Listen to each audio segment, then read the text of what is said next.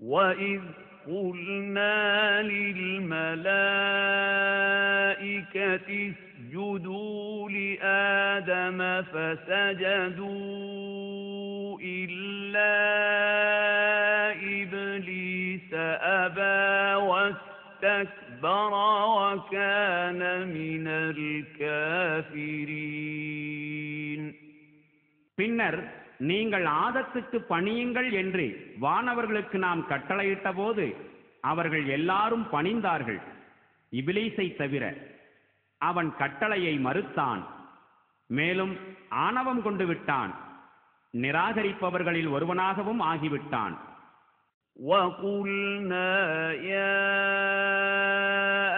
آدَمُ اسْكُنْ أَنْتَ وَزَوْجُكَ الْجَنَّةَ وَكُلَا مِنْهَا رَغَدًا حَيْثُ شِئْتُمَا وَلَا تَقْرَبَا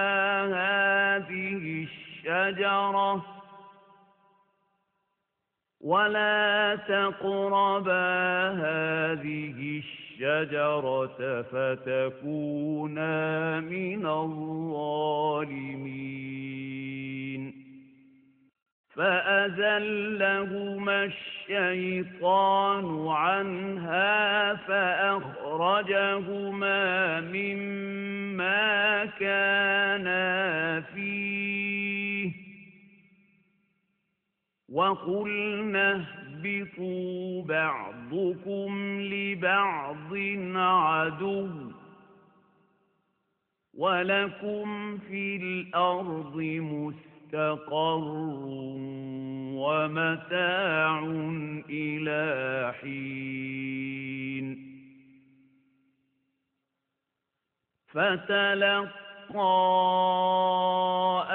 آدَمُ مِنْ رَبِّهِ كَلِمَاتٍ فَتَابَ عَلَيْهِ إِنَّهُ هُوَ التَّوَّابُ الرَّحِيمُ.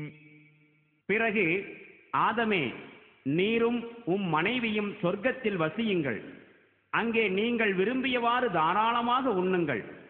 ஆனால் இந்த மரத்தின் அருகே நீங்கள் நெருங்காதீர்கள், நெருங்கினால் அக்கிரமம் செய்தவர்களாவீர்கள் என்று கட்டளையிட்டோம். ஷைத்தான் அவ்விருவருக்கும் அம்மரத்தின் மீது ஆசை காட்டி அவர்களை நம் கட்டளையிலிருந்து பிறழச் செய்து விட்டான். மேலும் அவ்விருவரும் எந்த நிலையில் வாழ்ந்து கொண்டிருந்தார்களோ அந்த நிலையிலிருந்து அவர்களை வெளியேற்றிவிட்டான். மேலும் நாம் கட்டளையிட்டோம், நீங்கள் எல்லோரும் இங்கிருந்து இறங்கி விடுங்கள், நீங்கள் ஒருவருக்கொருவர் பகைவர்களாவீர்கள். இன்னும் உங்களுக்காக குறிப்பிட்ட ஒரு காலம் வரை பூமியில் தங்குமிடமும் இருக்கிறது, வாழ்க்கை வசதிகளும் இருக்கின்றன. அப்போது ஆதம் தம் இறைவனிடமிருந்து கற்ற சில வார்த்தைகளை கொண்டு அவனிடம் பாவ மன்னிப்பு கோரினார். அதனை அவருடைய இறைவன் ஏற்றுக்கொண்டான். நிச்சயமாக அவன் பாவ மன்னிப்பு கோரிக்கையை ஏற்பவனாகவும் கருணை பொழிபவனாகவும் இருக்கின்றான். قُلْنَا اهْبِطُوا مِنْهَا جَمِيعًا فَإِمَّا يَأْتِيَنَّكُم مِّنِّي هُدًى فَمَن تَبِعَ هُدَايَ فَلَا خَوْفٌ عَلَيْهِمْ وَلَا هُمْ يَحْزَنُونَ. وَالَّذِينَ كَفَرُوا وَكَذَّبُوا بِآيَاتِنَا أُولَئِكَ أَصْحَابُ النَّارِ هُمْ فِيهَا خَالِدُونَ. يَا بَنِي إِسْرَائِيلَ اذْكُرُوا نِعْمَتِيَ الَّتِي أَنْعَمْتُ عَلَيْكُمْ وَأَوْفُوا بِعَهْدِي أُوفِ بِعَهْدِكُمْ ربكم وإياي فارهبون وآمنوا بما أنزلت مصدقا لما معكم ولا تكونوا أول كافر به ولا تشتروا بآياتي ثمنا قليلا وإياي فاتقون ولا تلبسوا الحق بالباطل وتكتموا الحق وأنتم تعلمون وأقيموا الصلاة وآتوا الزكاة واركعوا مع الراكعين أتأمرون الناس بالبر وتنسون أنفسكم وأنتم تتلون الكتاب أفلا تعقلون நாம் கூறினோம், நீங்கள் அனைவரும் இங்கிருந்து இறங்கிவிடுங்கள். பிறகு உங்களுக்கு என்னிடமிருந்து நேர்வழி கிடைக்கும் போது யார் எனது நேர்வழியை பின்பற்றுகிறார்களோ அவர்களுக்கு எவ்வித அச்சமும் இல்லை, அவர்கள் துயரப்படவும் மாட்டார்கள். அன்றி யார் அதை ஏற்றுக்கொள்ள மறுத்து எம்முடைய வசனங்களை பொய்யென்று கூறுகின்றார்களோ அவர்கள்தாம் நரகவாசிகளாவர். அவர்கள் அதிலேயே என்றென்றும் வீழ்ந்து கிடப்பார்கள். இஸ்ராயேலின் வழித்தோன்றல்களே, நான் உங்களுக்கு வழங்கியிருந்த என் அருட்கொடைகளை நீங்கள் நினைவு கூறுங்கள். மேலும் எனக்கு நீங்கள் தந்த வாக்குறுதியை நிறைவேற்றுங்கள். அவ்விதமாயின் உங்களுக்கு தந்த வாக்குறுதியை நானும் நிறைவேற்றுவேன். மேலும் எனக்கு மட்டுமே நீங்கள் அஞ்சுங்கள். மேலும் நான் இறக்கியுள்ள இந்த வேதத்தின் மீது நம்பிக்கை கொள்ளுங்கள். இது முன்பு உங்களிடமிருந்த வேதத்தை மெய்ப்படுத்தக்கூடியதாக இருக்கின்றது. ஆகையால் நீங்களே அனைவருக்கும் முதலாக இதனை நிராகரிப்பவர்களாகி விடாதீர்கள். என்னுடைய திருவசனங்களை சொற்ப விலைக்கு விற்காதீர்கள். மேலும் எனக்கே அஞ்சுங்கள். அசத்தியத்தை கொண்டு சத்தியத்தை குழப்பி விடாதீர்கள். அறிந்து கொண்டே சத்தியத்தை நீங்கள் மூடி மறைக்காதீர்கள். தொழுகையை நீங்கள் நிலைநாட்டுங்கள். ஜகாத்தும் கொடுத்து வாருங்கள். இன்னும் என் முன்னிலையில் தலை சாய்ப்பவர்களுடன் சேர்ந்து நீங்களும் தலை சாயுங்கள். பிற மனிதர்களை நன்மை செய்யும்படி நீங்கள் ஏவிவிட்டு உங்களை நீங்கள் மறந்து விடுகின்றீர்களா? நீங்களோ வேதத்தை ஓதிக்கொண்டிருக்கின்றீர்கள். நீங்கள் சிறிதளவும் இதை பற்றி சிந்திப்பதில்லையா? وَاسْتَعِينُوا بِالصَّبْرِ وَالصَّلَاةِ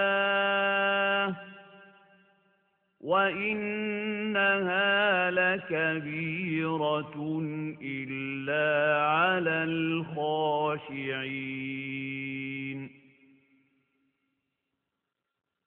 الَّذِينَ يَظُنُّونَ أَنَّهُم مُّلَاقُو رَبِّهِمْ وَأَنَّهُمْ إِلَيْهِ راجعون.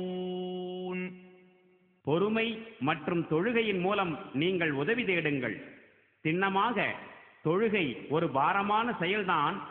ஆனால் இறுதியில் தங்கள் இறைவனை சந்திப்பவர்களா இருக்கின்றோம் என்றும் அவனிடமே திரும்பி செல்ல வேண்டியிருக்கிறது என்றும் உறுதியாக நம்பி அஞ்சி வாழ்கின்ற அடியார்களுக்கு அது பாரமான செயலே அல்ல. يا بني إسرائيل اذكروا نعمتي التي أنعمت عليكم وأني فضلتكم على العالمين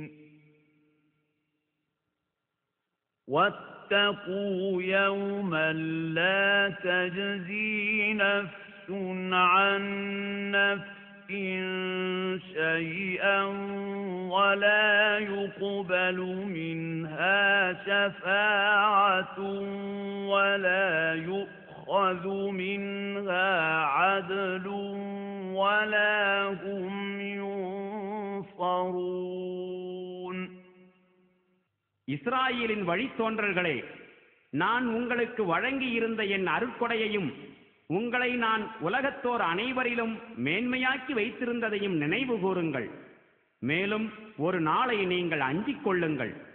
அந்நாளில் எவரும் மற்றவருக்கு எதையும் கொடுத்து உதவ முடியாது. எவரிடமிருந்தும் எந்த பரிந்துரையும் ஏற்றுக்கொள்ளப்படவும் மாட்டாது. எவரிடமிருந்தும் மீட்பு பணம் பெறப்பட்டு எவரும் விடுதலை செய்யப்படவும் மாட்டார்கள். குற்றவாளியான அவர்களுக்கு எந்த உதவியும் செய்யப்பட மாட்டாது. وَإِذْ نَجَّيْنَاكُمْ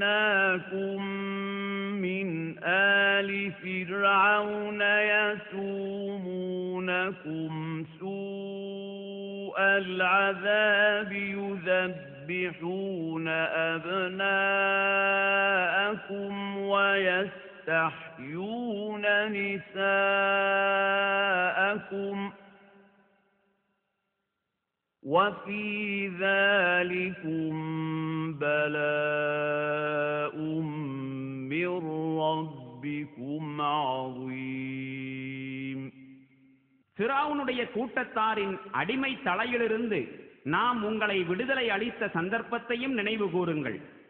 அவர்கள் கொடிய வேதனையில் உங்களை ஆழ்த்தி வைத்திருந்தார்கள். உங்களுடைய ஆண் மக்களை கொன்றொழித்துக் கொண்டும் உங்களுடைய பெண் மக்களை உயிருடன் விட்டு வைத்துக் கொண்டும் இருந்தார்கள். இதன் மூலம் உங்கள் இறைவனிடமிருந்து உங்களுக்கு மாபெரும் சோதனை ஏற்பட்டிருந்தது. وَإِذْ فَرَقْنَا بِكُمُ الْبَحْرَ فَأَنْجَيْنَاكُمْ وَأَغْرَقْنَا آلَ فِرْعَوْنَ وَأَنْتُمْ تَنْظُرُونَ.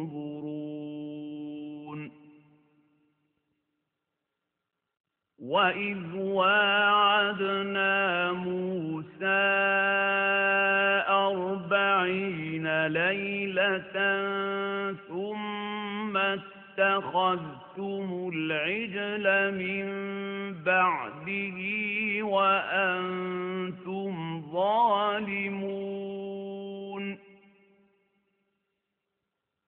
ثم عفونا عنكم من بعد ذلك لعلكم تشكرون.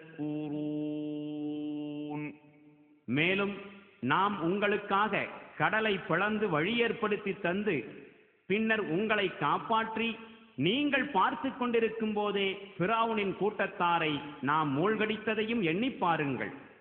மேலும் இதையும் நினைவு கூறுங்கள், நாம் மூசாவுக்கு 40 இரவு பகல்களை வாக்களித்திருந்தோம்.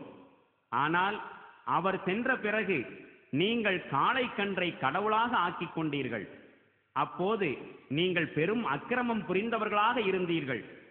அதன் பின்னரும் நீங்கள் நன்றியுடையோராய் இருக்கக்கூடும் என்பதற்காக நாம் உங்களை மன்னித்தோம்.